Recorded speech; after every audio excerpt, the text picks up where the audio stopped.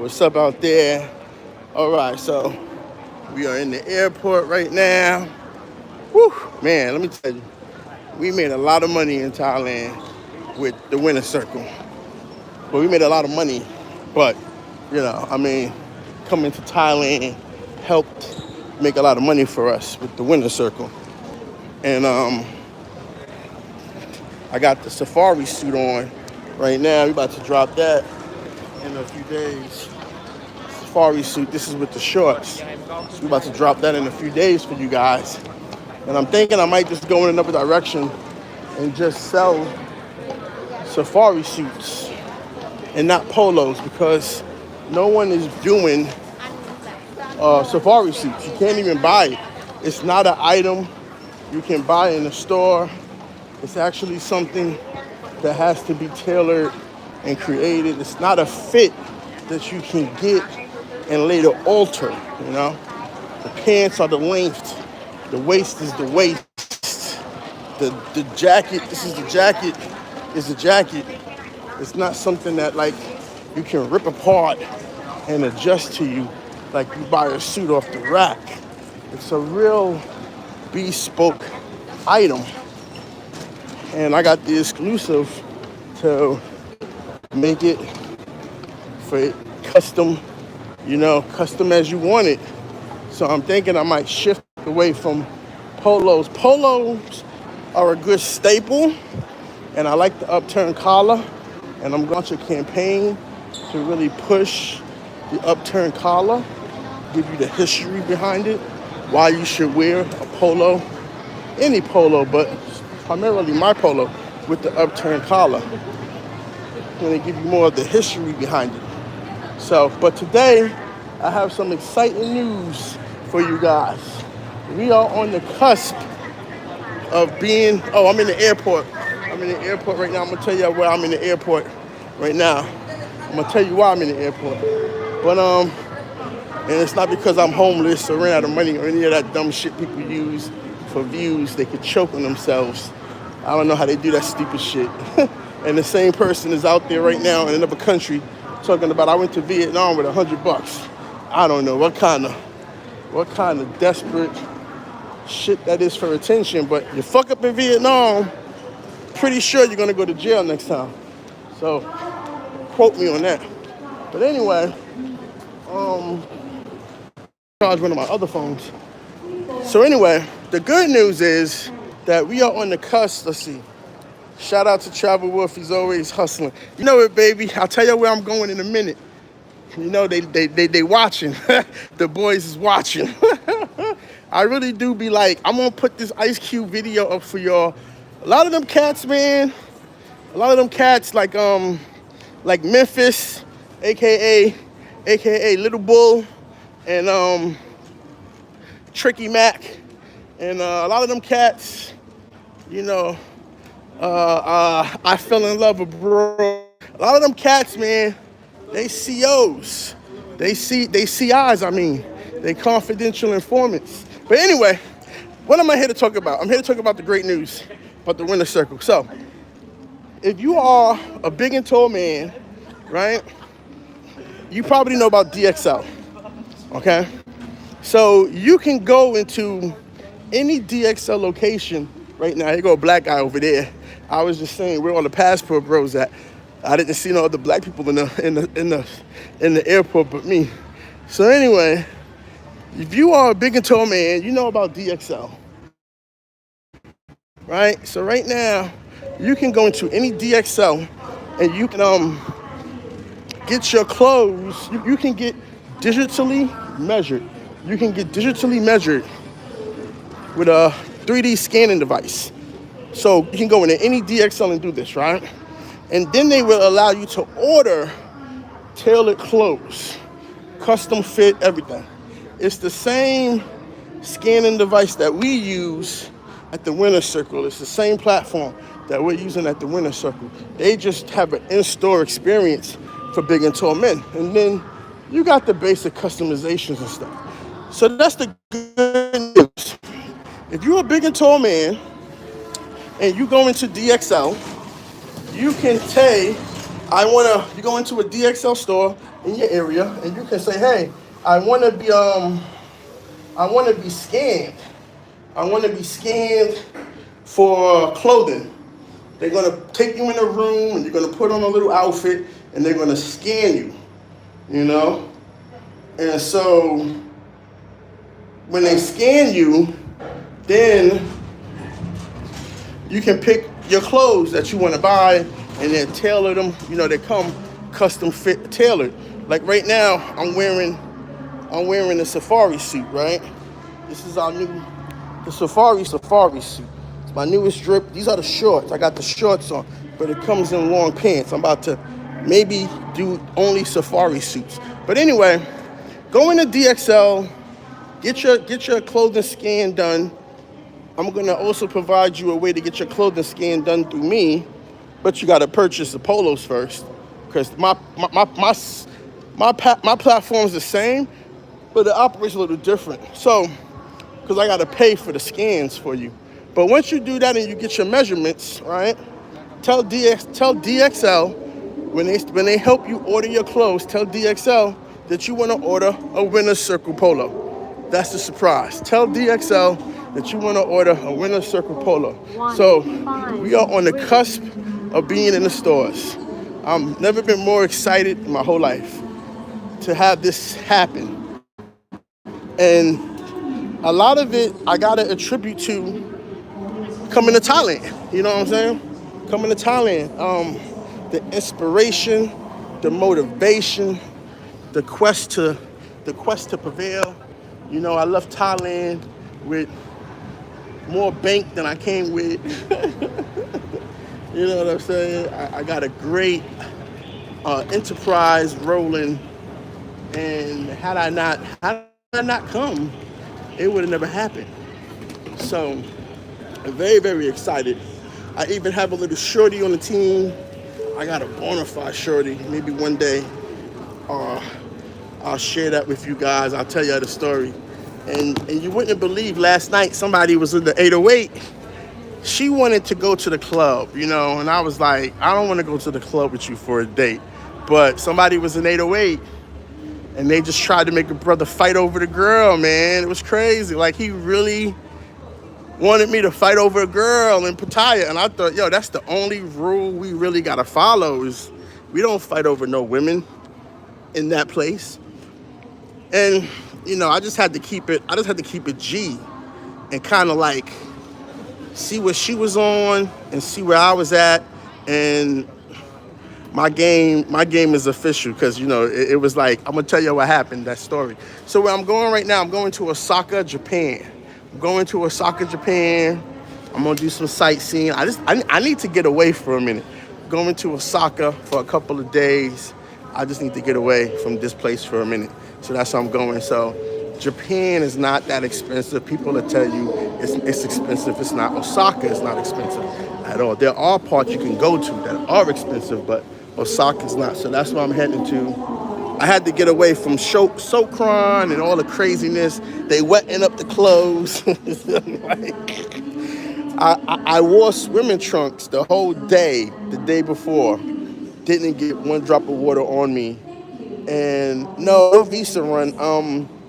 Bad news, I'm out of visas. I've been in Pattaya. I've been in Thailand 6 months. I got here in October. It is now April. I'm out of visas. No more visa runs for me. They only give you one visa run a year. A little hack I shouldn't tell you guys is that if you come close to December and you do your first visa run in December and then the new year starts, you can get a second one almost back to back. That's a little hack. But again, like I said, I don't recommend that, because it's still always an iffy situation. They're very, very strict. Like, matter of fact, I'm leaving. The visa I'm on right now doesn't end until the 21st. I'm leaving tonight, which is like the 15th. So I'm like 6 days early, because I want them to see that I don't play around. I respect their laws. And as long as they see you don't overstay at even just one day, it's a big deal. Between you just getting passed through, or you having to pay, or you having to show documents, or you having to be sent over there. And we never want to hear that when you go through border control. Hey, come into the patch. You never want to hear that, you know. So That's where I'm going. No visa run. I'm out of visas. So anyway, I was in 808 with my shorty. I got a little shorty now, y'all. It's crazy. I can't believe it. I said this was gonna happen, right? When I leave, I'm gonna meet somebody, and it just took off, right? And so anyway, we're in 808, and this is why I said I gotta get out of here. We're in 808 chilling. Thai women are very jealous. They're very jealous. Like they don't want you to have no body count. And I've been here 6 months, so that's kind of hard, But I was out all night in the club with her. One girl walked by that my friend took to the islands, and she said hello to me.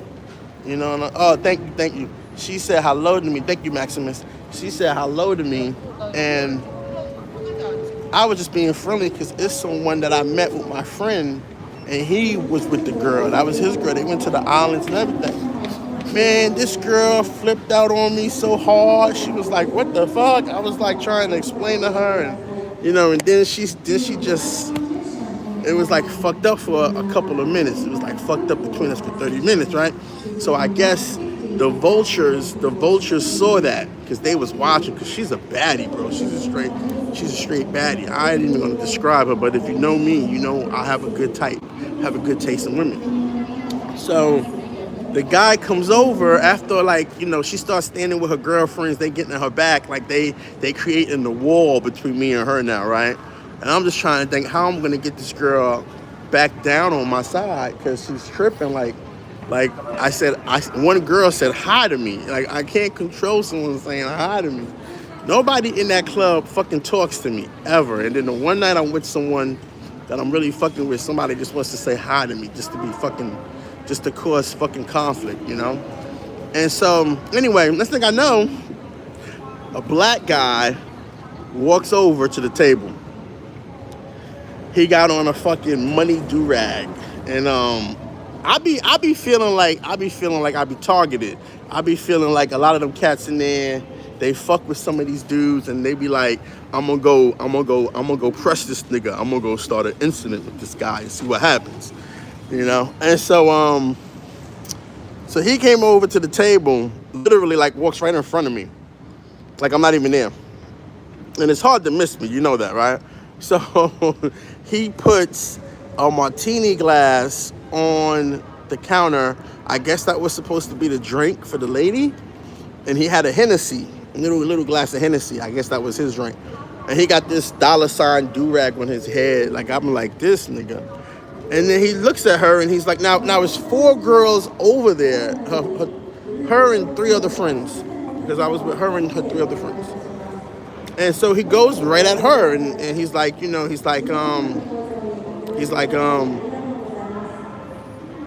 you want a drink? Now, she already got like 10 red wines on the table because they all drinking red wines, right? And she goes like this. She goes, because she's very tough. She's a sarcastic chick. She's very intimidating. She's not easy to talk to. Like when I first saw her, I was like, I was gonna get her. I didn't care about all that, but she's very difficult to approach.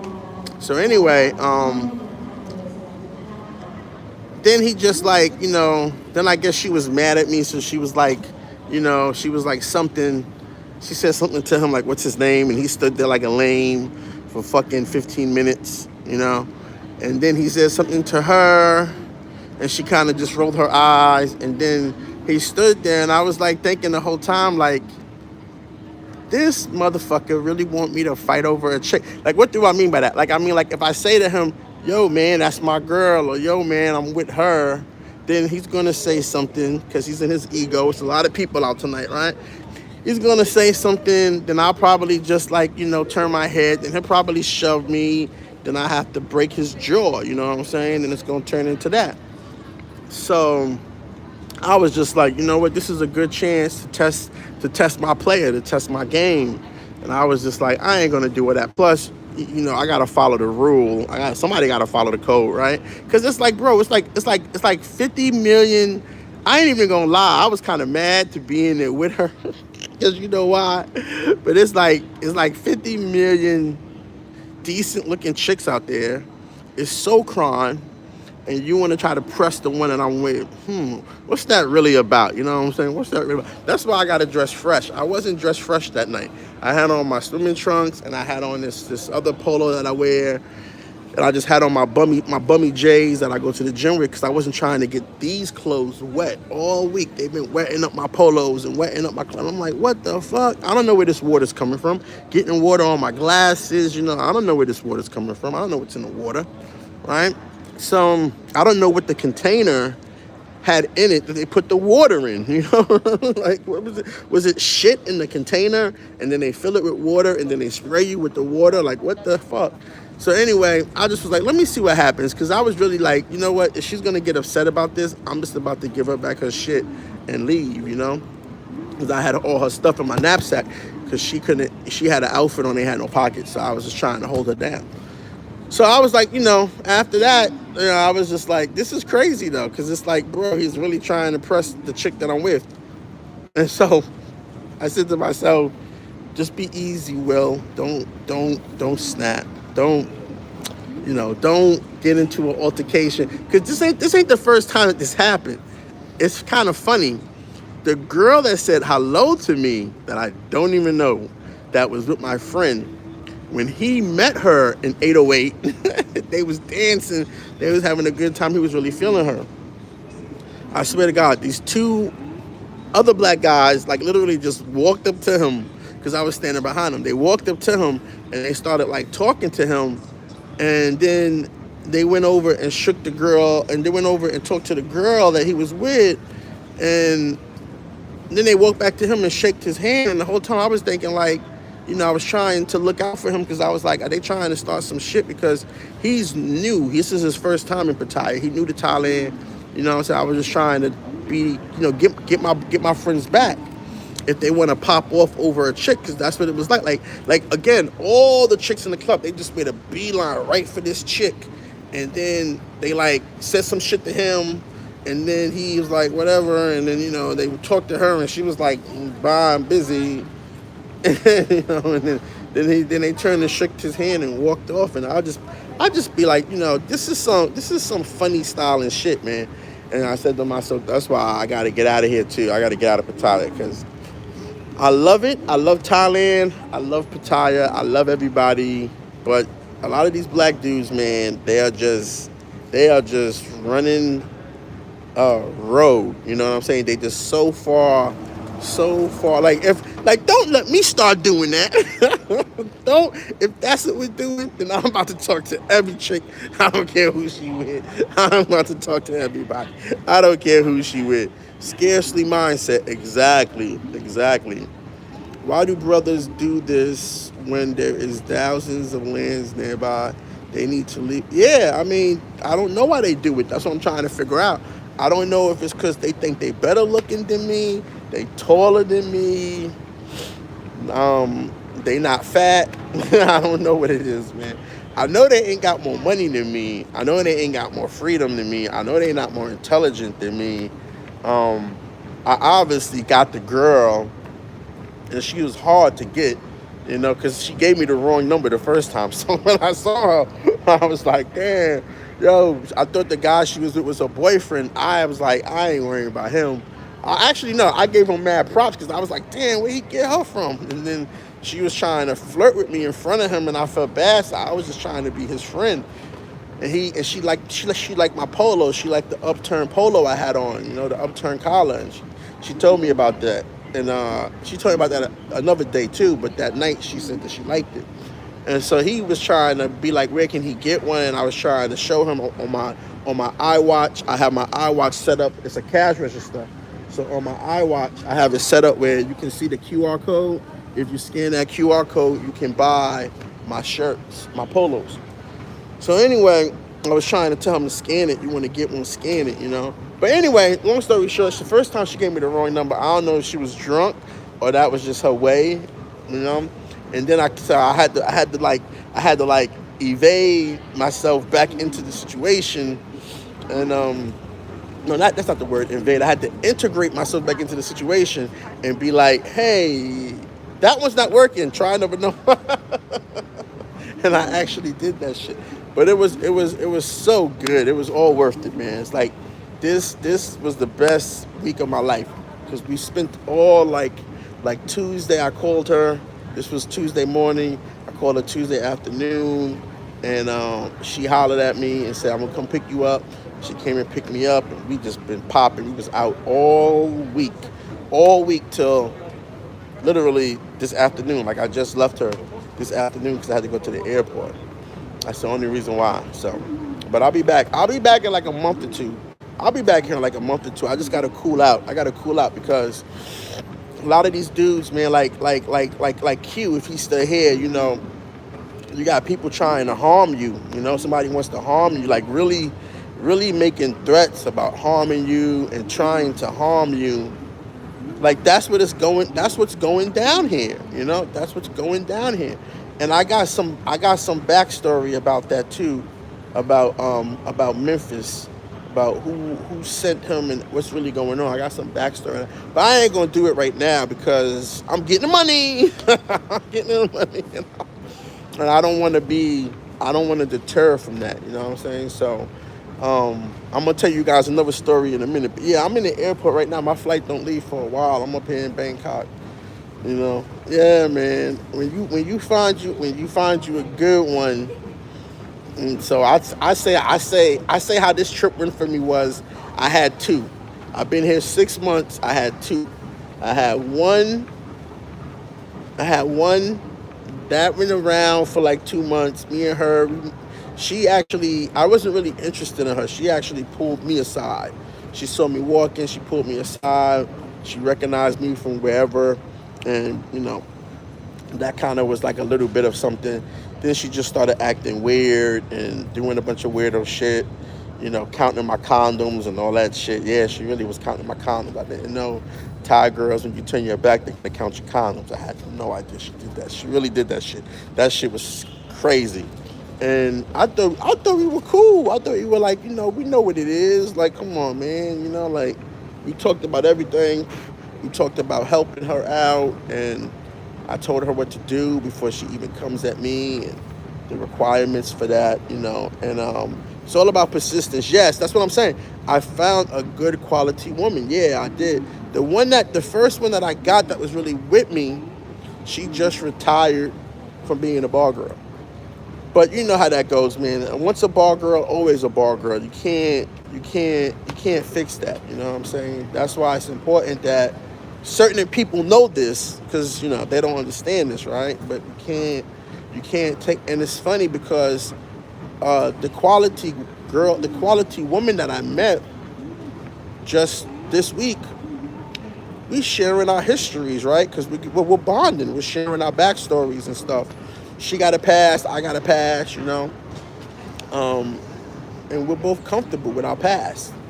And I was telling her about this girl, and I was like, I told her that she's a retired bar girl, but you know how that go. And she made the face like don't delude yourself. Yeah, you was don't delude yourself, man. She's still a bar girl, nigga.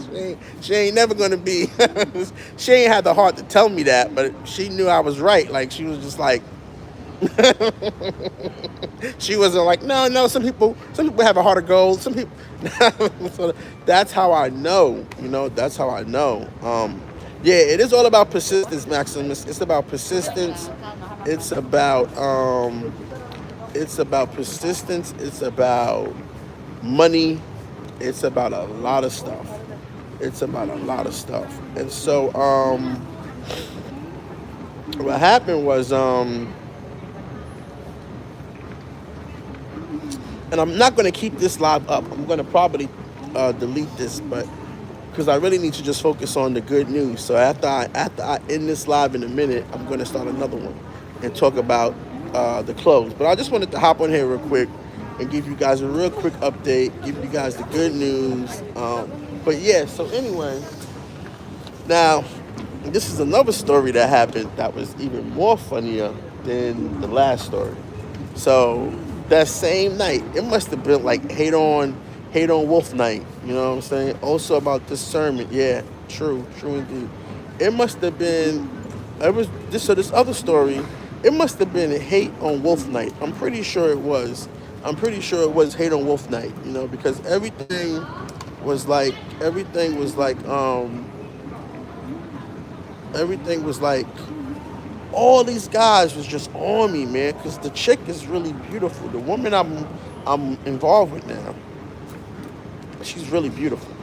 She's really beautiful. She's so fucking gorgeous. And everybody was just all like it's like all these dudes was just on me all night, like hovering like vultures. Like they was like waiting for me to go to the bathroom or fall off or whatever the case may be. So after the club, I was like telling her, I'm ready to get home. It's late. I could already see what's happening.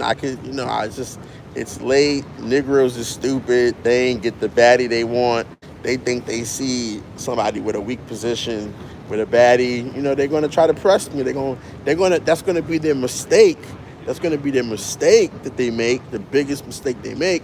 I don't want to have their mama hating me. I don't want to have their mama cursing me, but I mean, what can I do, right? If they press me, you know what I'm saying? So anyway, we go to this fast food place, this McDonald's, because her friend was hungry. We go to the McDonald's. We in the McDonald's like 5 minutes. I swear to God, it's only like 5 minutes. And these other two black dudes came in. One of them had a chick, and one of them was with like a boy, like a little boy. I don't know, some type of shit was going on with that.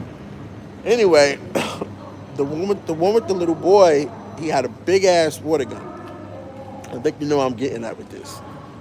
And so he started. So he was staring at the chick, like he was staring at my girl, and I was like, okay. I said to him, I was like, do I know you? Because, he's staring kind of hard. But I would be like, do I know you? And he goes, no, you don't know me. But after tonight, you won't forget me or some shit like that. And I was like, okay, well, I don't know you. She's like, do you stream? Do you play GTA? I was like, I don't do video games, man. I don't stream video games. I don't do video games. I don't know what you're talking about. He was acting like he knew me from some video game. And then he starts like trying to say if I don't admit to being somebody that I'm not, he's going to spray the water gun. He starts pumping the water gun. I'm like, yo, man, look, man, it's 4 a.m. in the morning, man. Just chill with that for today. Listen. Respect the ladies. Don't spray the water on the ladies. It's a little bit chilly now. They tired. They drunk. Don't put them into anaphylactic shock. Like, oh my God, don't fuck with them. They just want to eat and go home. Like, don't fuck with them. Don't spray me because I'm sitting with them. They're gonna get wet too. Right? I'm trying to reason with him, and he's just like pushing it. And she's never saw this side of me, so she's just thinking I'm gonna stay calm, right? But she's surprised too. So he goes, he keeps going on, and then her friend tries to diffuse it, and her friend is like, you want a girl, you can come sit and talk to me. She offers him to see. He's like still trying, and I'm like, look, man, I'll tell you what, man, if you want to play in the water, I'll meet you here today, this afternoon, which is because it's not like I don't know what day it is, Thursday or Friday morning. I'll meet you here at 5 p.m. And we can play in the water all day. I really was gonna drown his fucking ass. You don't know, but I'm like, I can meet you here at 5 p.m. We can play in the water all day. And next thing I know, this ninja just sprayed me. What the fuck? So I said, bitch. So I picked up this, what's up, Only the Strong? So I picked up this cup that we had. It had Coke in it. I said, bitch. And he saw me get up to go after him, and he tried to run out, and I picked up his cup, and I threw the soda right at him.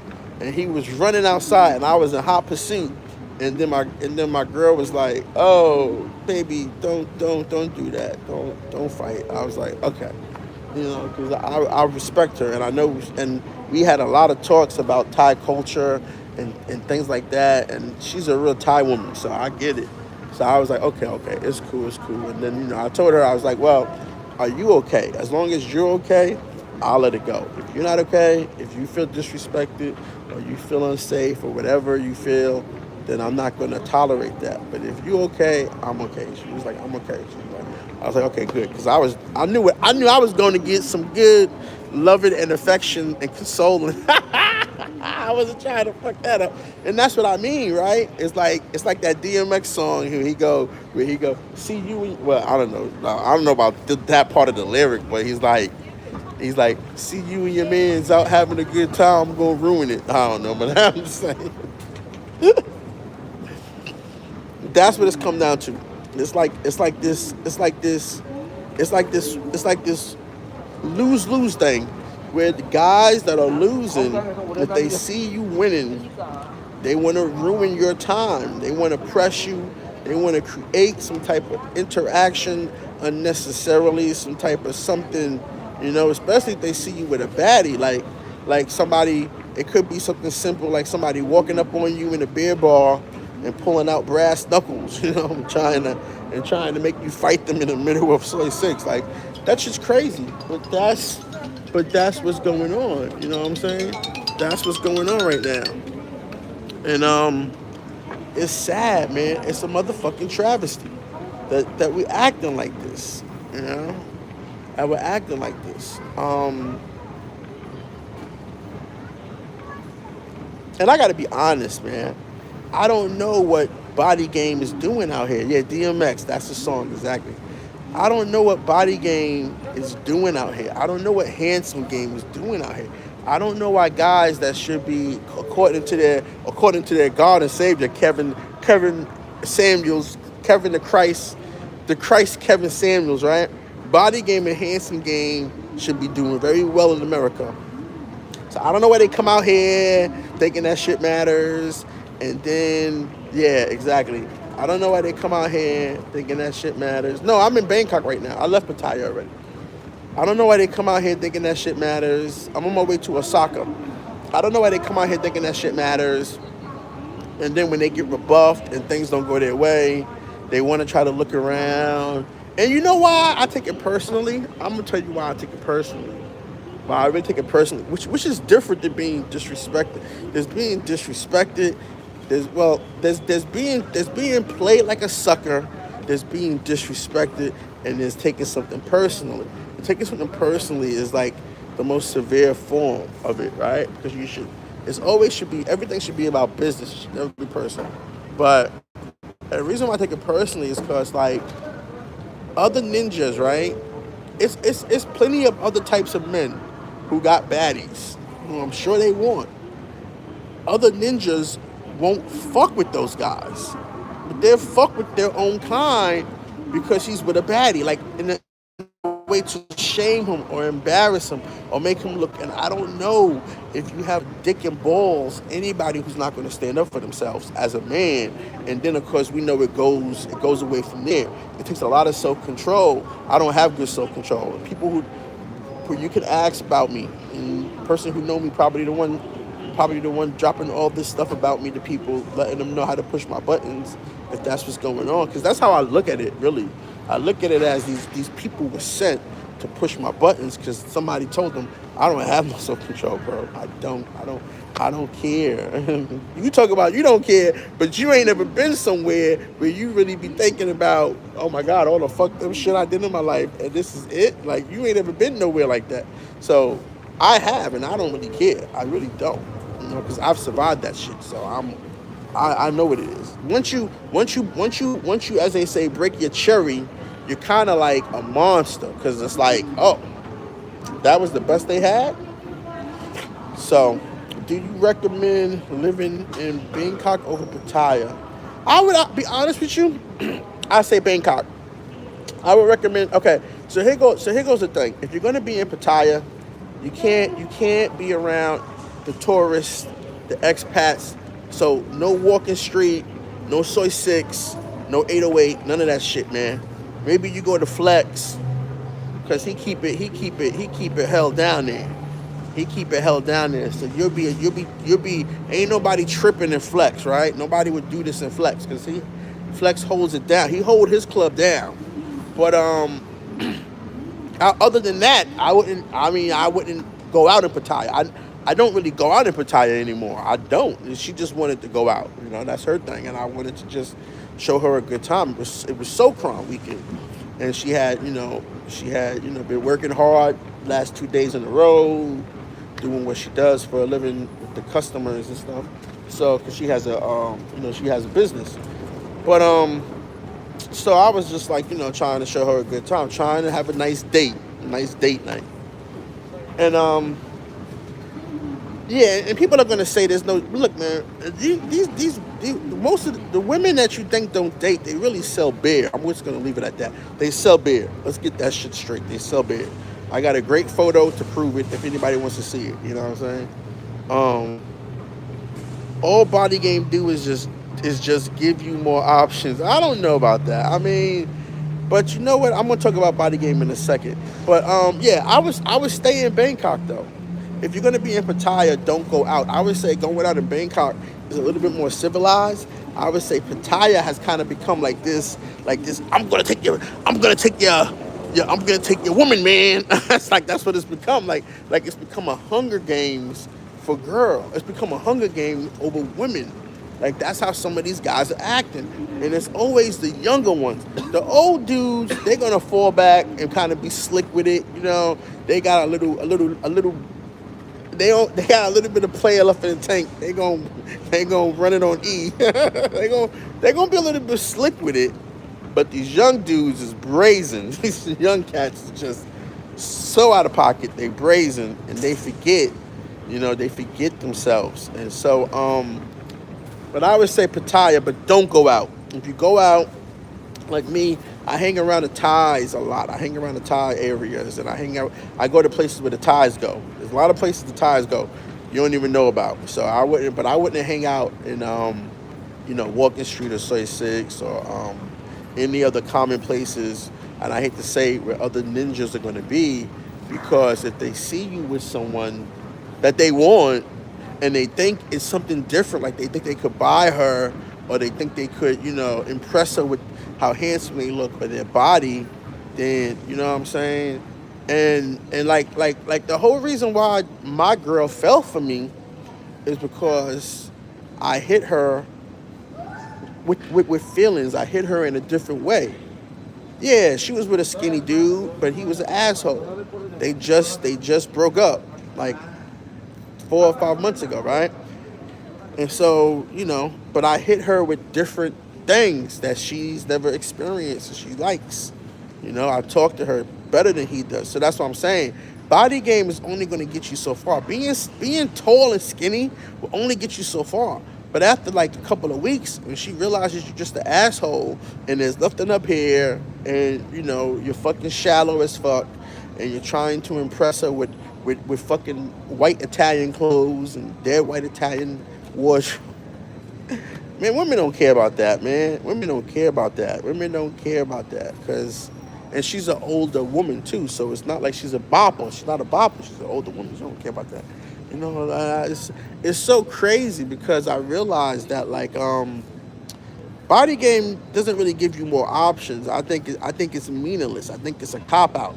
Of course, the guys in shape, it works for them, so they're gonna keep pushing it because it works for them. Yeah, okay, maybe it works for them, but if you understand how women tick, and you understand what they really want out of you looking that way, then you realize it's worthless. And at some point, you got to come with more than that. You got to come with more than that. And a lot of guys don't have that. A lot of guys don't have that upstairs.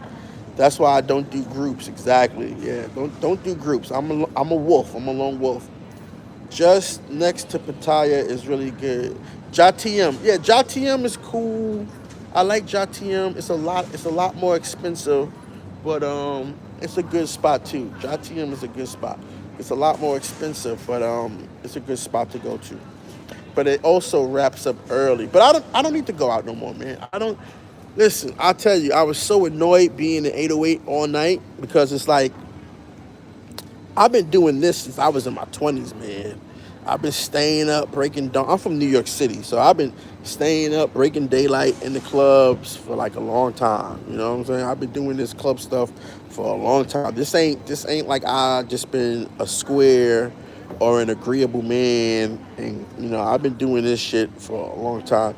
Even living in Hawaii, the first 8 years in Hawaii, I was going out every night, coming back, and I'm coming back, and because the way I go home, everybody's going to work, so it's like no traffic, and then on the other side you see all this rush hour traffic, right?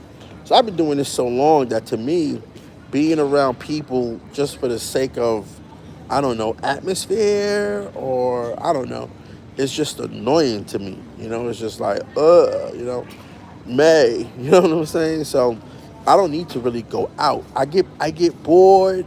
I really only have 2 nights a week that I go out, which is Sunday and Monday. Those are my nights out. Because why? Because everybody else ain't the fuck out. It's kind of funny how dudes that are retired, this is what I mean by squares and agreeable people and agreeable men. They're retired, but they still only go out on the weekends. I swear to God, I go out on a Sunday and Monday, nobody be out.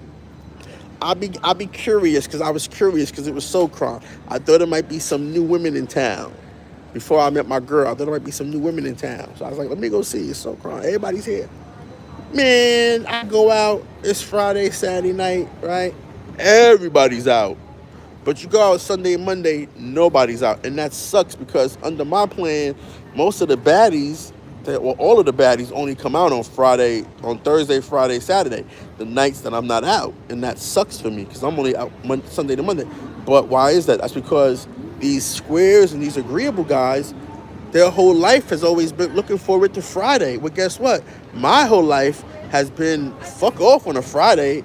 My whole life has been Monday's the day you get it in, Monday through Wednesday, and then Thursday and Friday I start working. I don't take off on the weekends, man. My last career, I worked every weekend. So for me, Friday and Saturdays were just a regular work day. I worked Fridays and Saturdays for like 10 years in a row, every weekend. So I don't look at that as like a time to go chill. It's work. I look at Sunday through Monday as a time to go chill. And people unfortunately are used to going to work on Monday, but I never had to do that. It's a difference between expat and tourist. Yes, there is a difference, but that's what I mean. But I'm using the terms interchangeably. So the expats and the tourists, the black expats and tourists, we only have one area, which is the same. The other people, the Australians and the English and what they call the Farang, we just call them the Farang, or the other ones, the Indian ones, they have two different places they can go. If they're an expat, there's a different place they can go, and the tourists. But for us, we just have us expat and tourists is the same thing for us. But there is a difference. Yeah, expat is just somebody. It just means that you live in a country, like you lived in the country like at least like 6 years, I think is the number. At least 6 years continuously you live in the country. And a tourist is just someone who's come for a couple of weeks, a week or two. I'm a traveler. What does that mean? A traveler means I stay in a country until my visa expires, and I travel around the country. And I stay there until my visas expire, like 6 months or whatever the term of the country's visa is. I can't do the same club shit. Yeah, I can't do the same club shit every weekend. I was really annoyed. Money talk of the week. Money talk if the weekend. Yeah, I mean, yeah, I couldn't do the club no more. I was kind of like over it.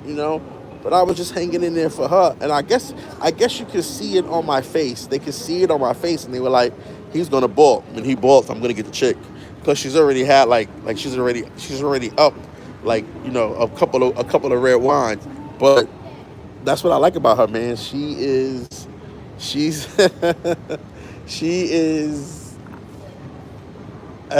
is a tough woman. She is an indistinguishable woman to approach, I gotta say. But we just had a vibe, and there's something that she liked about me. So I was like willing to hang in there. But I kid you not, that dude came up. I was not really pressed. I was just like, I really was impressed because I was like, I'm already as I'm avoiding girls that know me. I'm like, I'm like, don't talk to me, don't talk to me, don't look at me. I'm avoiding girls that know me, and one of the ones that's on my channel, Emmy, she was all around, and I kind of got a little crush on Emmy, but I had to avoid her because I was like, I'm on a date with somebody, and I don't want it, I don't want to seem like I got a lot of ladies, because that's what they always ask me, how many ladies you got, how many ladies you tell us to. Like, it seems like they're so jealous. They're very no, they're not. They are very jealous. Thai women are very jealous. I don't know if it's like a playful jealousy or it's a dangerous jealousy, but I don't do jealousy. Like, I don't do that because I'm very picky anyway. So if anybody knows me, if anybody's speaking to me, there's someone that I really like, I really am attracted to. But I'm not gonna chase anyone. So if it doesn't work out, it doesn't work out. Like, you got to do a lot, and that's how she got me. Because next thing I know, I called her, and she popped up at my door, and was like, "I'm gonna ride you around and show you around." And I was like, "Oh shit!" And we went to the beach club and all that stuff. So, and she passed her test, so I was Gucci on that. And she shit tests me too. She likes to shit test me a lot. So you gotta be mindful of that. But anyway, so that's what's happened, man. So it's been an amazing time in Pattaya, an amazing 6 months. Is this 6 months? It's like October, November. I got here October 16th, I think. Where's my passport at? I've been here for a fucking while, bro. I've been here so long. I see so much shit. It's crazy. I've been here so long. It's time to go. But now I gotta come back because I was gonna go to Colombia, but I don't need to go to Colombia now because I got someone that I kind of am seeing. I got someone that I'm dating. I shouldn't say that. I'm dating someone, which is good. Okay, so I got here October 27th, and then my first visa was up November 25th. I stayed here October 27th. I got here October 27th, and now this visa stamp is April 15th. April 15th. And it was good until the 20th, so I had 5 days left. But like I say, I don't like to be late on my visas. But so that's how long I've been here. You still hang out with Zoe? Zoe's doing his thing, man. He's cool. He's doing his thing. I seen him a few times. When he was here, because he came here for New Year's, and then he left, and he went back to Colombia and Brazil, and I don't go to Brazil, so he went back to Colombia, and then he came back. I just saw him like a couple of weeks ago, so he's doing his thing. He's working on building his channel. I don't know, and then we found out. I don't even know who wants me to tell you this. We just found out something tragic happened to somebody that we both knew. So, I don't know. I think he's dealing with that, and I don't want to be a reminder. And I don't want to be a reminder of that. I don't want to be a reminder of that to him. So, but we cool. Nothing's going on with me and Zoe, man. Listen here, man. I don't play like that. I don't. If you see me with somebody, that's who I hang with. Then I do my own thing. They do their own thing. It's just and I'm doing my clothes right now. I'm building something. I'm doing something. I found a way to make money off of being fat. Off of big and tall clothes, I gotta show you guys how I used to dress, because if I show you guys how I used to dress, it might. Well, you could go look at the videos then, see when I first met Zoe in Brazil, which was like 4 years ago, and then Colombia, and then let's see. I think if you see us in Brazil and you see us in Europe, you see how I used to dress, and then you see me in Pattaya with him the first time, and then I started getting my clothes custom tailored and all that stuff. and coordinate. And then I wore those same clothes and then I went to Bali in those clothes, so you can see us in Bali, and then you can see us in Colombia when I went to Colombia. So I had that whole set of clothes, and then that turned into the brand, the Winter Circle, which is what I'm wearing, now. And I do the polos, the upturned collars, and you guys know all that stuff. So please feel free, if you are a Pumpoy man, as they call you, if you're a Pumpoy man, buy a polo.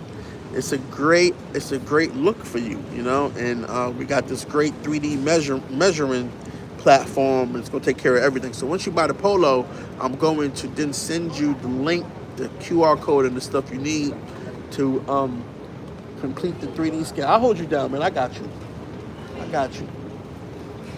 You can go. I'll watch your phone.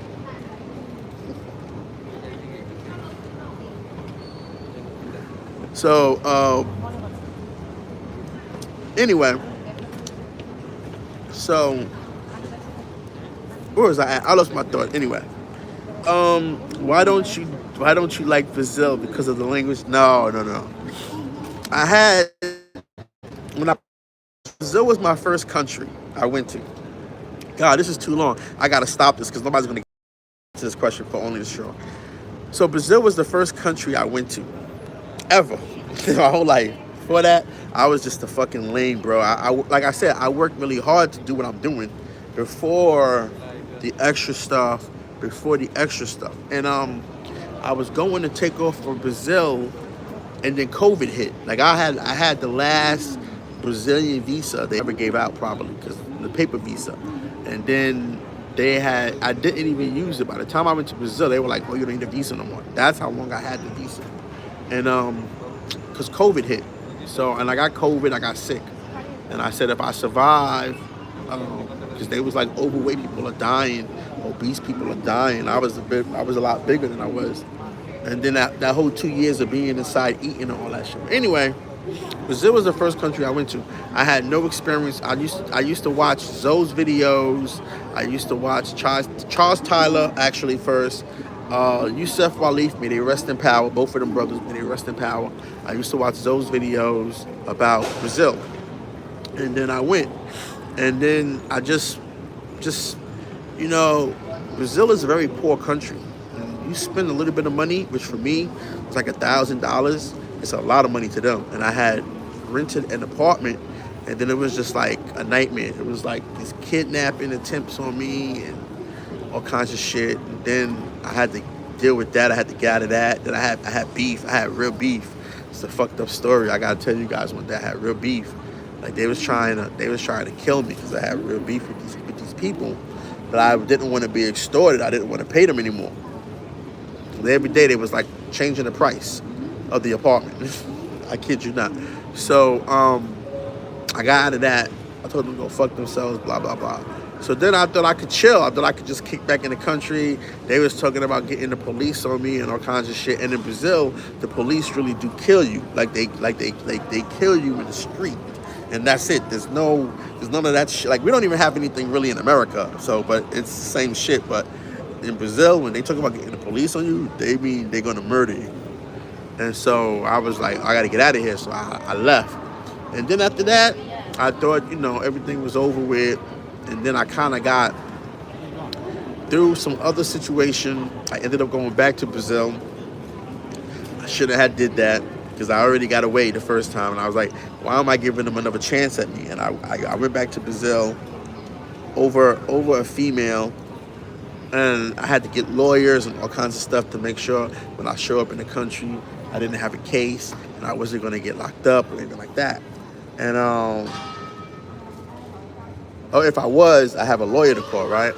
And so then the same shit happened again. Or some weird shit happened between me and a girl and all that stuff. Maybe I'll talk about it, maybe I won't. But in any event, I said that's why I should have never came back.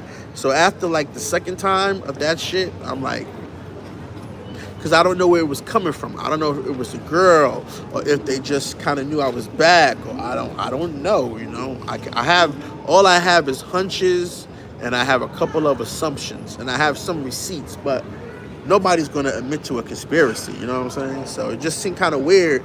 It just seemed kind of weird that I was down there doing my thing. I was down there, trying to build a relationship with this woman, and I'm doing my thing. I'm giving her money, and then one day she's like, she don't want to be with me. She just left. and then all the weirdo shit started happening. So I don't know what it was. I don't really know. For story times, yeah, I know.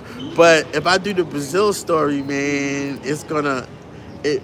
I don't want this girl to hurt herself, and she's kind of a bit unstable, as I later learned. So I think I have to figure out how to do it, keeping it factual, but without her.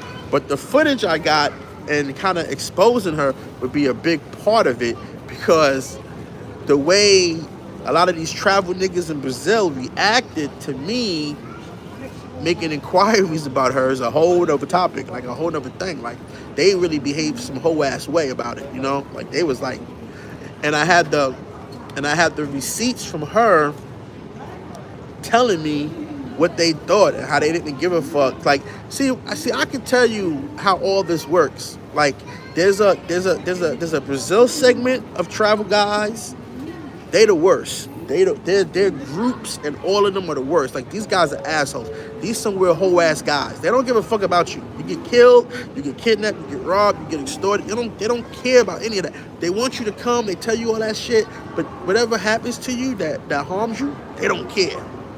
Colombia is a little bit better community. Medellin is a little bit better community. Sweet Georgia Cafe in Medellin. There's like the expat headquarters for all the Colombian brothers that are expats. And then you got Cartagena. Like, that group of brothers, they really more care about you. But these guys don't want to listen to them. They think they know everything. You know what I'm saying? Dominican Republic is another group of brothers.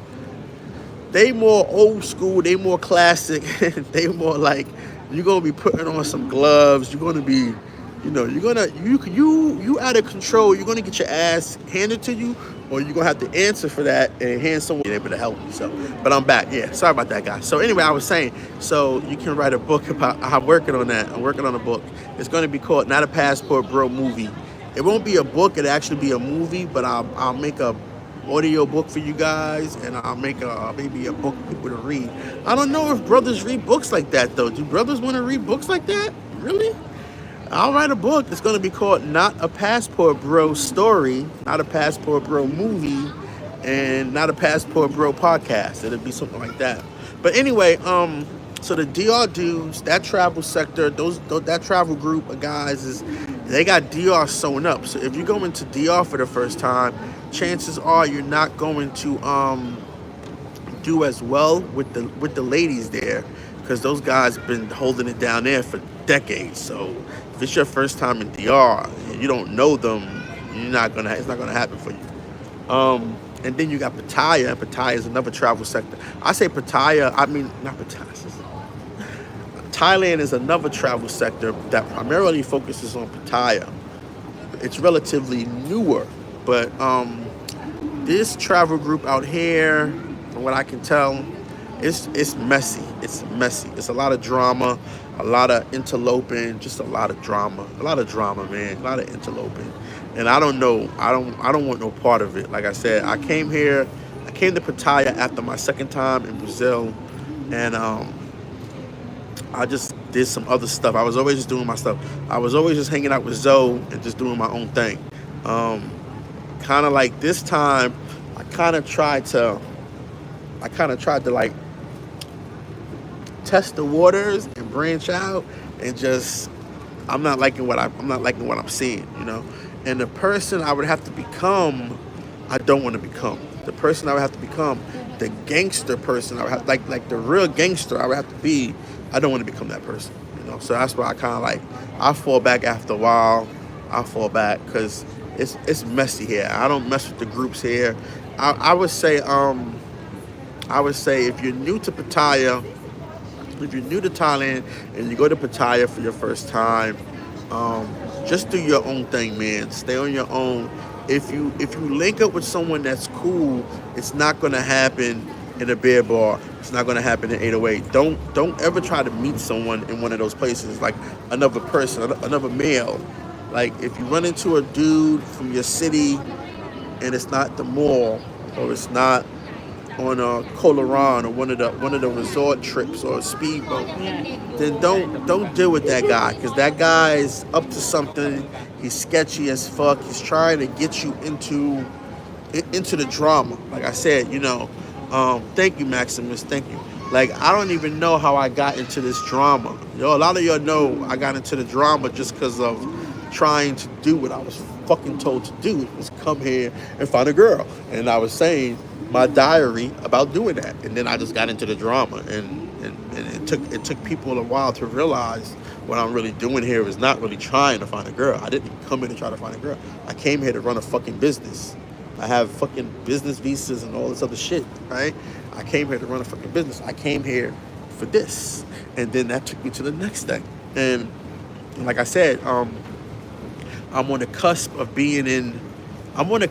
literally, technically in every DXL store. If you go into a DXL store, a big and tall store, or not really, you're not gotta be a big and tall guy, and you go and you get your measurements done. It's a platform called Sizeform. That's the platform. They take a 3D scan of you, and then they have a way that you can order tailored shirts and pants, and they have their little product line. They have their product line. I have my polos. They don't have polos yet though, right? So if you say you want a polo that's tailored, I'm the only one that can do that for you. You'll never hear Ralph Lauren or Lacoste or anybody doing a tailored polo for you. But I also do the safari suit. This is the safari suit right here. I got the shorts on. This is the jacket. I got the shorts on. And I have long pants as well. Now, the safari suit is a totally tailored garment. It's not a garment that you can buy off the rack and alter at all. It's not a garment that you can do anything. It has to be fitted for you. And nobody else is making them at all. If they do make them, it's bespoke, it's very expensive, and you gotta find a good tailor. And in most major cities like New York, Miami, you have those people. But the tailor might not want to make it, because they want to sell you a suit jacket and some slacks, something simple. They want to do what they're accustomed to. But I have the new fit, the new drip. So I haven't even released these yet to the public. I'm the only one. I got all the outfits. I got like 7 of these. I'm the only one wearing them. Nobody in the world has these, and at least not for big and tall men. So you're saying to come to Pattaya to find a wife that's fit, feminine.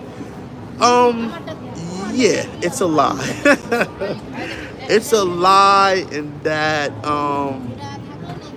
Okay, let me. I'm gonna say this. It's a lie. It's a lie. But then there's also another version of that, right? Is it a free for all? Do you come to Pattaya and it's a free for all, right? Is it like being a black athlete at a D1 school and you go to the white party and it's all the white girls, it's all around you? Like, there's a photo of this black basketball player and all the cheerleaders just wanted to get a photo with him, and they made a meme about it, right? Is it a free for all? No, it's not a free for all. Okay, I'll give you an example. The girl I was dating in 808, it was the girl I was on a date with. We went to 808, and she's with her friends. She had one friend there that was very attractive, and this brother, I would say he was body game. And he walked up to her friend and was trying to talk to her friend, take her somewhere for a drink or whatever, dance with her, and her friend just kind of like rebuffed him. She just kind of like was like, I'm not interested. So there you go, right? Her friend was very fit and feminine. Her friend was very cute, very, very, very pretty girl. But this guy wasn't a bad-looking brother, I say some brothers that come out here, I'd be like in Colombia, there's a lot of decent-looking brothers out there in Colombia, and I'd be like, why they here? Why the fuck you here? I know why I'm here. Why you here? Y'all should be doing well in the States, Y'all sexless too? You mean you handsome and you sexless in America? You mean you got body game and you sexless in America? What? So anyway, um, it's a lie, but then there's also a truth to that. Yeah, it's not easy is what I'm saying. Exactly. It's not easy. Is the gold cheap in Thailand? The gold isn't cheap. The gold is expensive, bro. Let's see. Let's see. I think I told you guys I'm 80K. All the traveling you see that I haven't even showed you me traveling by myself, but all that shit with Zoe, all the other stuff I do on my own, my second time in Pattaya, I'm about 80K. I'm about 80K in. And I just now got some progress. 4 years, 80K in, I just now got some progress. Okay? I kid you not. And I still live in Hawaii. You gotta always keep a place to go to. I still have my home in Hawaii. That's probably where I'll go after Japan, you know. Cause I got some family things to deal with. But yeah, it's not easy, Maximus. That's what I'm really saying. It's not as easy as it sounds. It's not. You would get rejected a lot. Why did you get rejected a lot? I can't say it's because of the money thing, because I'm very generous. I can't say it's because I'm fat, because the Fereng, there's a lot of fat white dudes here. They don't have a problem getting a chick. Like, my next video might actually be, am I too fat for your country? Because I have gotten so much videos and so much photos of fat white dudes fatter than me, who are probably gonna be my customers. I shouldn't disparage them, but anyway, and they're with these really small, petite Thai women. So I know it's not that. So is it a bit of a prejudice towards African American and black men? Yeah, definitely, it's a bit of a prejudice. I think for us coming out here, that's the thing. That's what makes it not true. It's true, just not for us. There's a lot more to unpack with that. How long are you staying in Japan? You should make some Hawaii blog. Hawaii's boring, bro. I live in a community, they call it a bedroom city. That's how boring it is. Hawaii is boring. Hawaii's boring. I don't do none of that risky adventure stuff. I don't scuba dive. I don't surf. I don't hike. I don't do any of that stuff. I just chill and go to the gym now. That's what I do in Hawaii. Preference, even when money is involved. You guys are asking some good questions. All right, I'm going to answer that. Out of respect for someone saying I have integrity. I'll say it like this. It does matter who the money is coming from. That's all I'll say. It does matter who the money is coming from. And I can tell you, I won't say I've gotten into a bidding war. I won't say that. I won't say I've gotten into a bidding war with someone. I know how far I'm willing to go. It's a lot further than them. Do they have more asset wealth than me? Hell fucking yeah. But I also live in $1 million home that I rent. So, it kind of balances out. I just don't own a home. Because if I had that much money, I wouldn't have put it into Hawaii. So I just rent the house. The house is worth $1 million, but I wouldn't have put that much money into Hawaii. So, it balances out, but it does matter who the money's coming from. Also, there's a perception that I don't have any of that, right? Like I say, I live in Hawaii. Nobody cares. They don't think black guy, Hawaii, money. They see any white dude, they think money.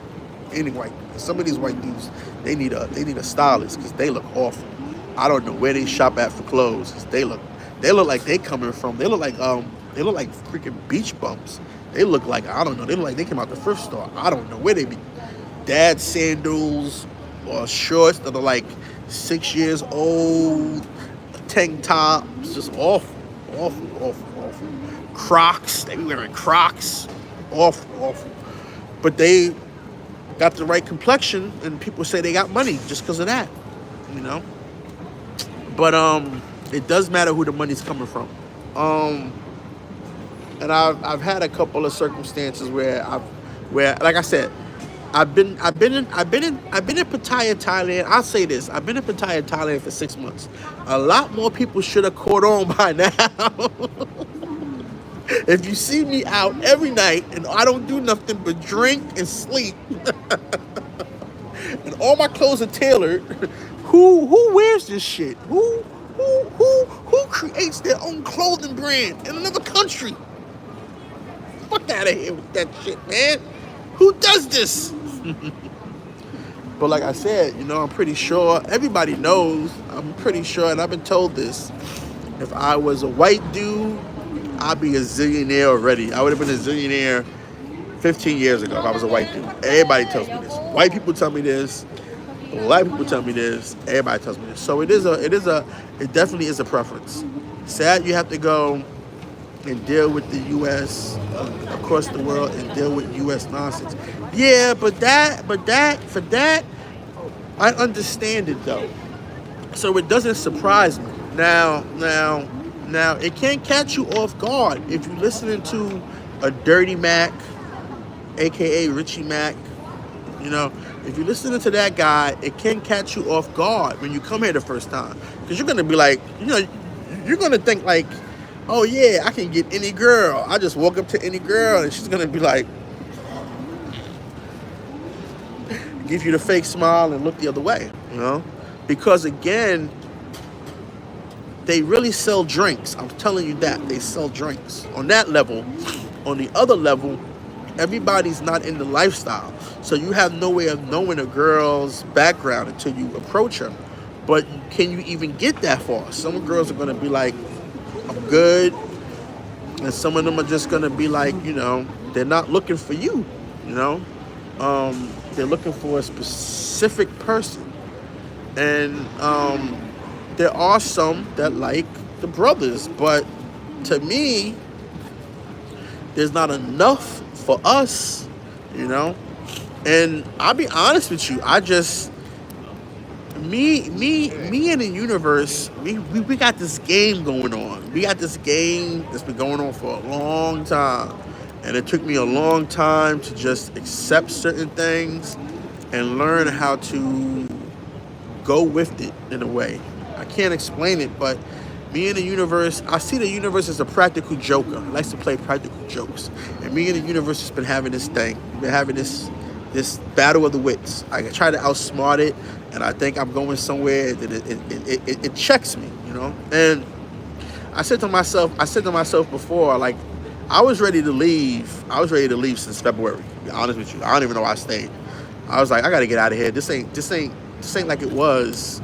This ain't like what I thought it was. And it's been like that since the first time I came here last year, And I'm gonna tell you a better example about what I mean. I'll tell you a better example of what I mean. And it's not really even this person's fault.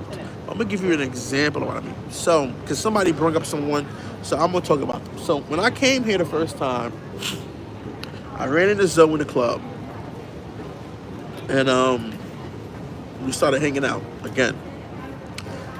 There's a video he has where I pick him up from the hotel and he hops in with the camera on already, and I start rapping that Meek Millie song. Hold up, wait a minute. You know that I was finished? Because people was like, oh, what happened to whatever they called me? I don't want to say the name they have for me, the nickname, but I hate that nickname. And he was like, I don't know. And people thought I fell off, but I ain't fall off. Sometimes you got to recoup from this bullshit, man. This shit will fuck your head up. And I use my intelligence to get money, so I got to be in the right. Everything's got to be clicking for me, or else I'm worthless to myself. So anyway, one night I was out in Tree Town, and now he had this girl that had the biggest crush on him. I thought she was perfect for him, but I get to that part later. So I'm out in Tree Town one night. He goes somewhere and leaves me by myself. And and these two girls come in and they sit down next to me. And one of them was gorgeous. Oh my God. Like, she was my type. When I tell you she was my type, she was my type. And I was like, I wanted to talk to them.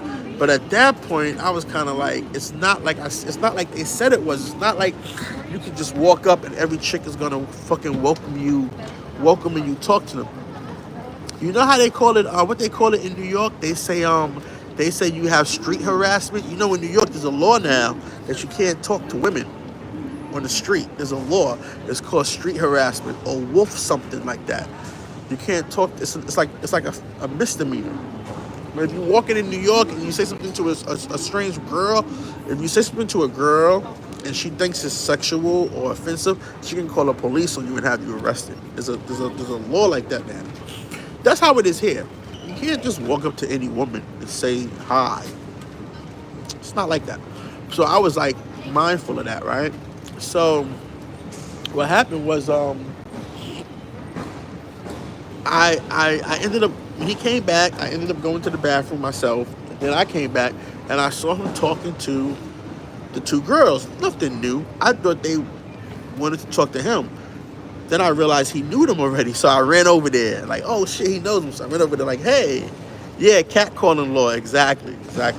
It's the same mood here in Thailand. It's just not a law. It's the same mood though.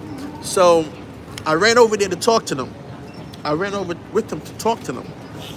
And I thought, because the you know how it goes, right? If the guy you hang out with, he's with the girl, and then her friend and me, right? That's how it should have went down.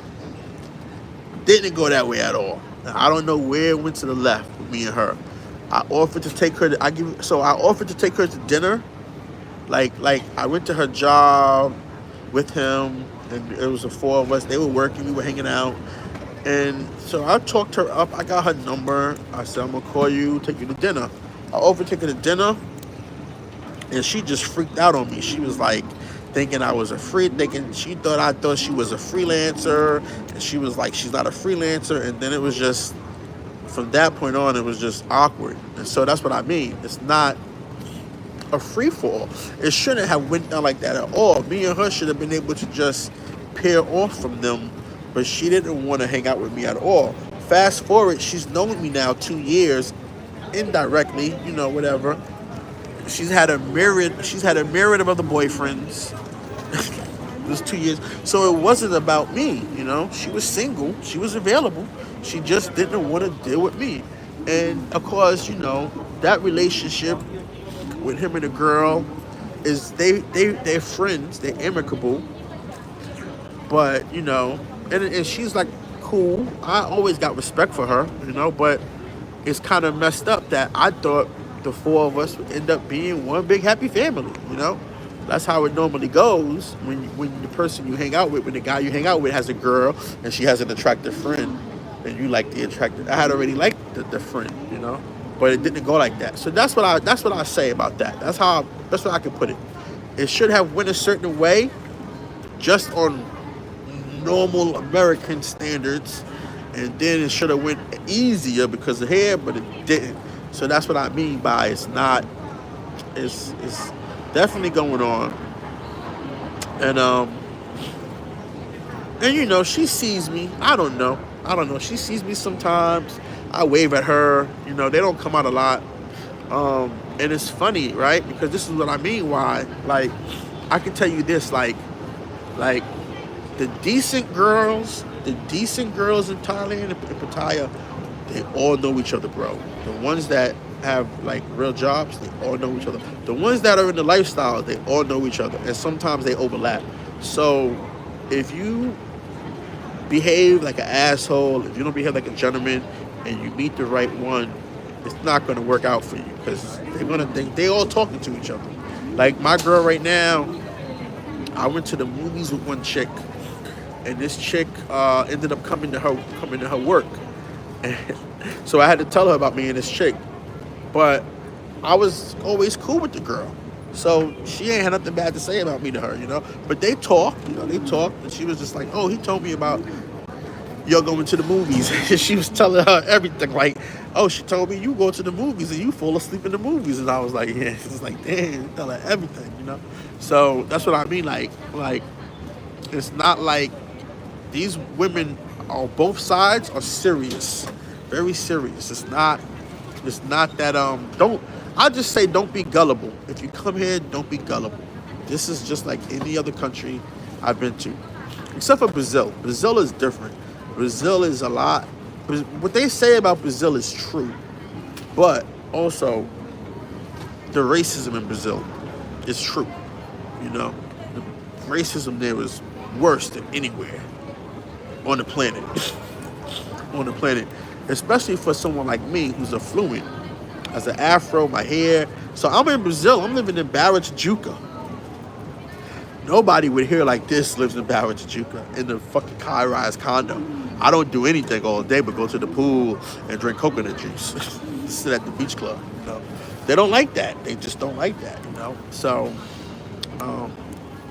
But everything about Brazil is true. Okay, what they say about Brazil is more truer than what you hear about Thailand.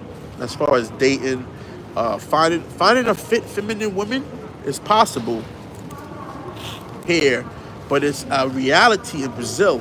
But the thing that they don't tell you in Brazil is that you got to be a certain type of guy. So in Brazil, body game definitely helps you. That's the first thing. Why? Because the fucking it's summer year round and it gets hotter in the wintertime, you know, but it's summer year round. So your body's always on display. You got to be very sociable. You got to love to hang out because they don't do stuff one-on-one. They do stuff in groups, like 20 or 30, 40. So you got to love to hang out. And you got to know Portuguese. And, yeah, all the things that I'm not. I don't like to hang out in groups. Shoot, I don't like to hang out in groups. I'm not the most sociable person. I don't like, I don't know Portuguese. What is that? Israel? Is that the Israeli flag? What's that about? Somebody popping up the Israeli flag. What happened? World War III popped off? Am I stuck here? Am I stuck here in Thailand? Did World War III pop off? Because Iran is not playing. Iran is not playing right now. That was crazy though. But anyway, so that's all I got, man. You know, I would just say that Brazil is more. What they say about Brazil is true.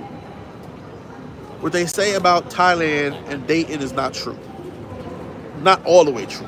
Which to me, so for me, something is true or it's not true. It's no in between. It's not 50% true and 50% fake. It's either all or nothing. Brazil is all the way true about dating. Thailand, because it's not all the way true, it's just not true. And when I say it's not all the way true, I mean it's not even like 50% true. It's like 25% true. But it's going to take a lot of money and it's going to take a lot of time.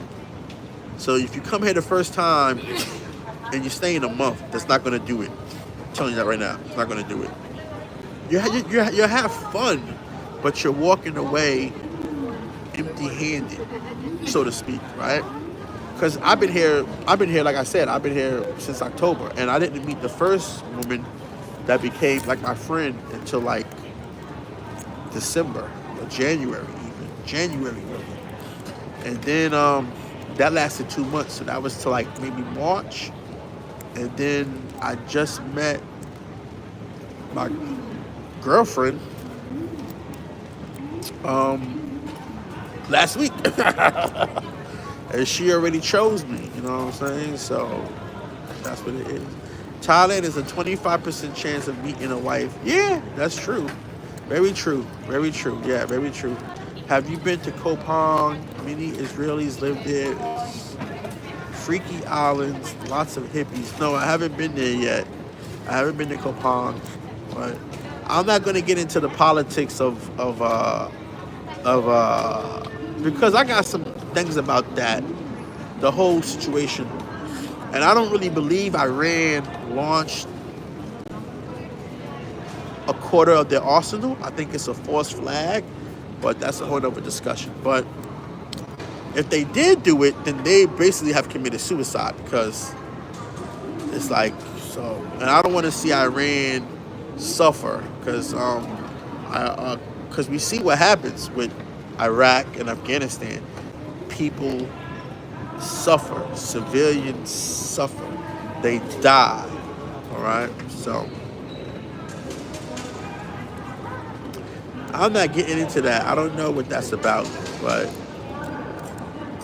um, I'm not saying nobody's demonizing. I'm not demonizing nobody. I don't know what that's about, but I'm just saying that there's things going on in the world that people aren't even paying attention to.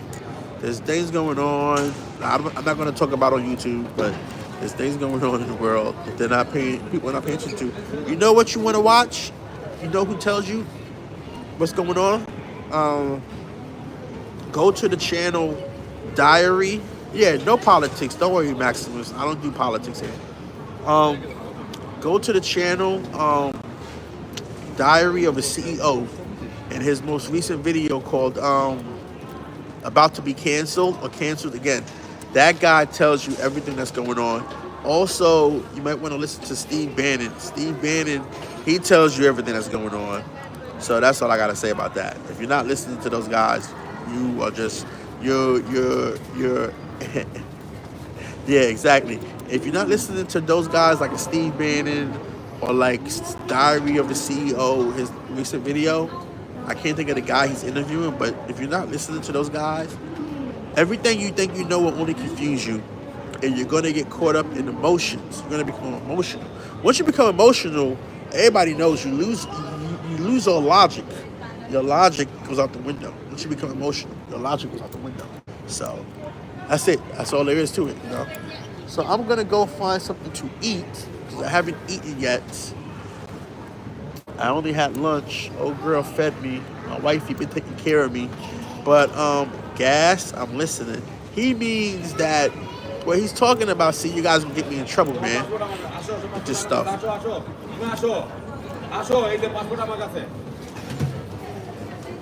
There's a law, not just in the States. There's a law from the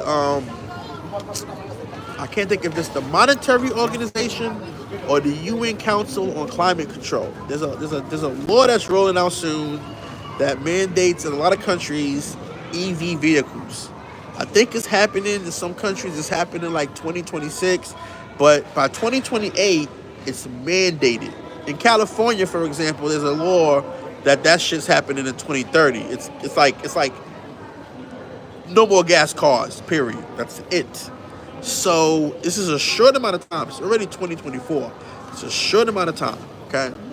So you have people. You have these families that are scions. They're scions. What that means? That means that this one family has made all their money off of exploiting this one resource. So imagine, if you will, like everything you own in the world is in oil. Everything you own is in oil. You don't do anything else. You own so much oil that if you sell it, if one person just sold all the oil shares they own, everybody would lose. If they all sell, there's not enough buyers because nobody's going to pay them that price for something that's worthless. And there's not enough money in the global economy. It doesn't exist. The money for that doesn't exist yet. Thus the purpose of cryptocurrency. I should have told you that. But the money doesn't exist yet. So they can't sell it. So with these EV mandates coming out, these people are going to be like, they're going to have like their own personal, what you call a Black Friday or Great Depression. The oil price is going to drop. And some of them are playing the market, the options, the future markets of oil, right? But they're spending so much money for that, waiting for that to happen. So, you know what? You know what? Yeah, and the US dollar is oil back, exactly. So I'll tell you this. That's why I say people think I make up stuff, but I don't.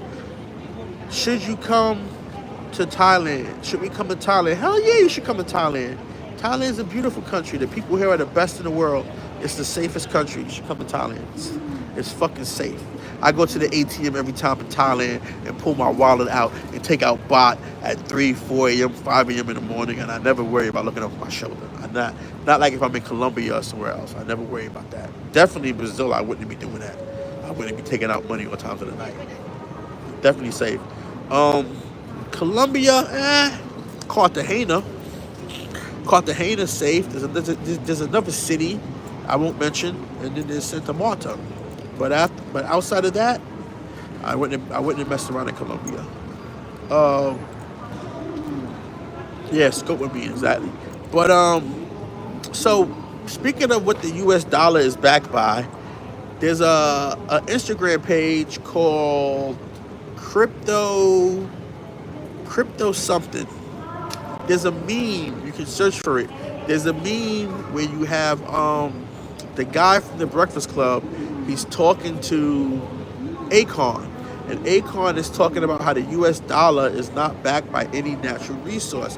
He says, "What backs the U.S. dollar? What backs the U.S. dollar?" And then the video cuts into the U.S. Navy fleet, and says, there's a general talking about stuff, and he's talking about, somebody else is gonna raise your children, blah blah blah, be coming to kill you, blah blah blah blah blah. If you fuck with us, in other words, if you mess with our money, we're gonna take you out. It's on an Instagram page. I'm gonna try to find it and put the link in there for you guys. But that's what's going on. All war is a way to continue the cycle of the economy. And I'll just leave it like that. But again, look at Steve Bannon, because Steve Bannon said some real shit. He said some real shit one day, and I was like, wow, I can't believe that. I never thought of it like that. We are in the fucking dark ages. We really are. Like 80 years of continuous war. We're in the dark ages. You know? And then, like I said, so don't take my word for it, but so that's why I don't get into all of that. Sound like some YouTuber in Pattaya that says if you mess with their money. No. That's not what we're talking about. That's not what we're talking about. We're talking about you're talking about Dirty Mac. He don't really got no money. Listen. YouTube is very hard to squeeze $1 out of. I'm not on YouTube for $1. The whole time I've been in Pattaya, the whole time I've been in Thailand, the whole time I've been in Colombia, the whole time I've been in Brazil, I don't make videos. You guys have noticed that, right? I don't make videos. I don't make videos at all. I really don't even make videos right now. I'm trying to sell clothes. It's the only reason why I even do this. You're not going to make money on YouTube. YouTube is very hard to squeeze $1 out of. Very hard to squeeze $1 out of, especially if you're doing niche channels. What is a niche channel? Well, a niche channel is like one segment. So the Black Travel segment, it's a very small segment. That's a niche channel. I just took a video where I walked through the airport, and in this airport alone, you can't find one black face other than me. So if you're a black YouTuber, these people ain't watching you. They're watching their person from Japan or China or Malaysia, and you see these guys because they got this expensive camera, and they live streaming and they doing, so if you're a black YouTuber, you probably not even factoring into any real money. If you was getting $1,000 a quarter, that's probably a lot.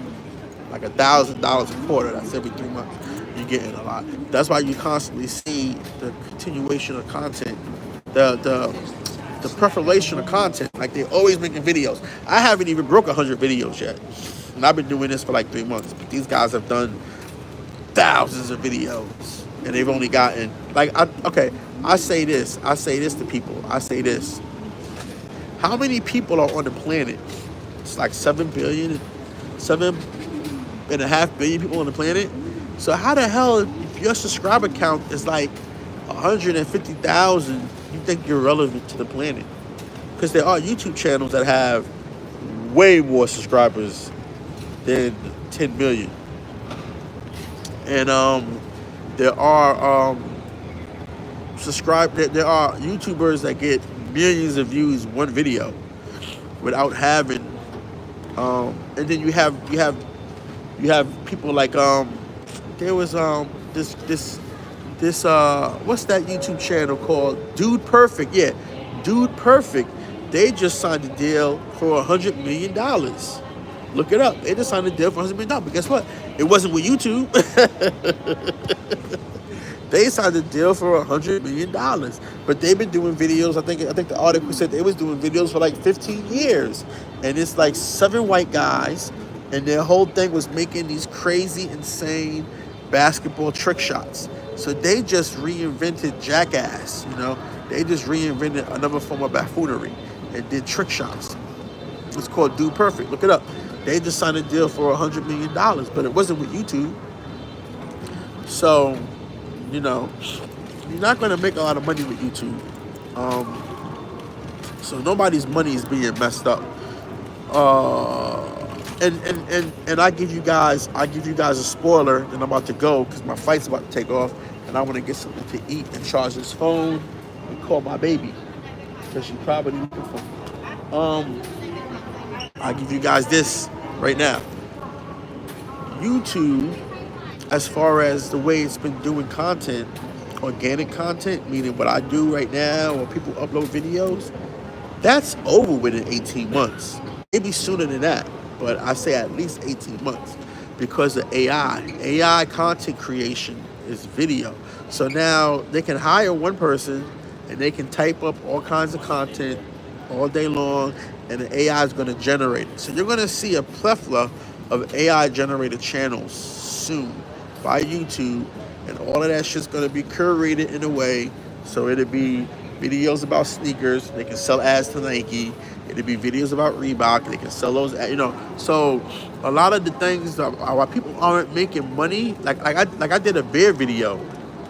People don't understand why I did that, because at some point, if the video hits enough likes, YouTube will sell the ads that those beer companies have.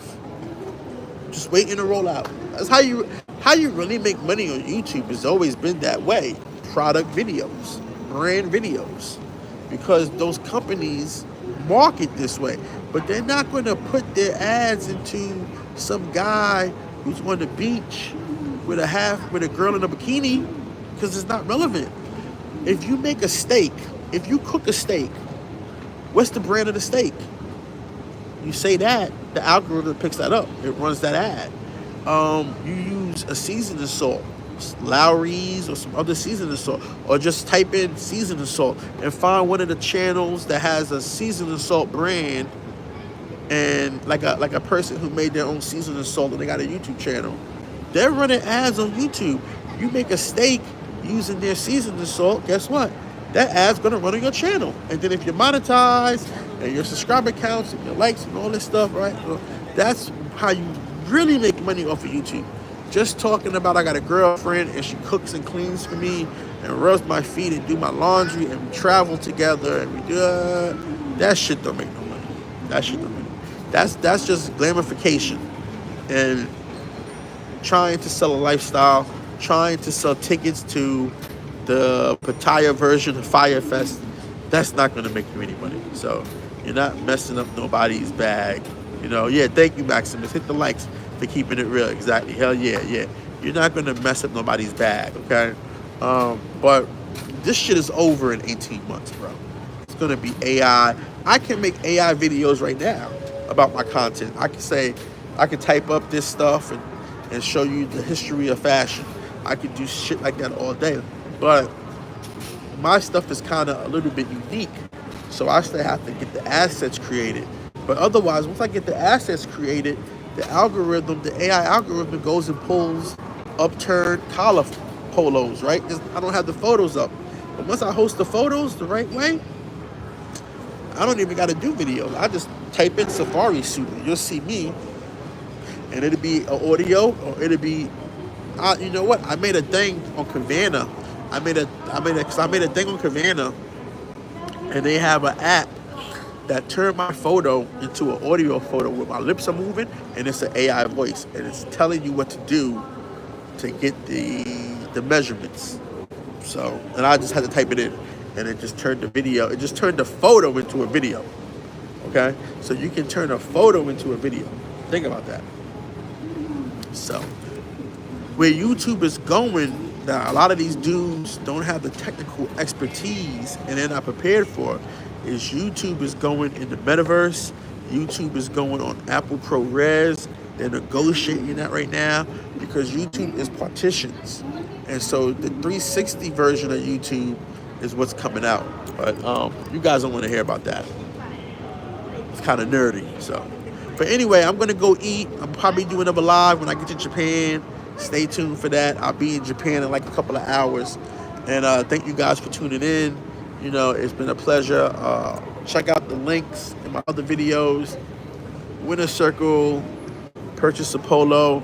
I'm gonna try to set up something where you could buy some polos and then I send you the measurement thing. Because like I said, I gotta pay for the measurements. But also, make sure you go into the DXL store. Thank you, Maximus. Make sure you go into the DXL store, ask for the size form, 3D measurement scanner, and they're gonna take your measurements, and then you tell them you want to order a Winner's Circle polo. All right, guys, peace. Talk to you later.